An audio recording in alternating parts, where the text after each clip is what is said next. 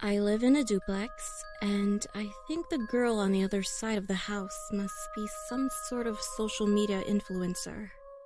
The walls are thin, and she talks all the time. And I'm always hearing snippets of her recording videos or doing live streams. Anything from makeup tips to her favorite recipes to DIY hacks. I tried to find her channel once to see her videos, but I'm not that active on social media, and I don't even know her name, just her face and voice. So I gave up. We don't cross paths often, and I've never been good with the friendly neighbor. We do kind of smile and nod things when we see each other, but that's it. But the last few times I've heard her, she sounded off, like she's forcing the happy voice for her videos. I've been working from home for over a year. The only other place I really spent time was my boyfriend's house. That's why I've gotten pretty familiar with her tones. Now I can even tell the difference between when she's recording for her channel or when she's on the phone with friends. A few months ago, she sounded extra perky, and I heard her mention something about a new boyfriend. I was happy for her, even if hearing it made me a little sad. I hadn't been seeing my own boyfriend as much lately, since he'd been busy with a new project at work.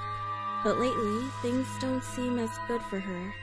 I noticed the subjects she talks about seem to have changed. Instead of the typical thing, how I prep a week of meals in an hour, or let's unbox this free set from so-and-so, I've heard her say something like this.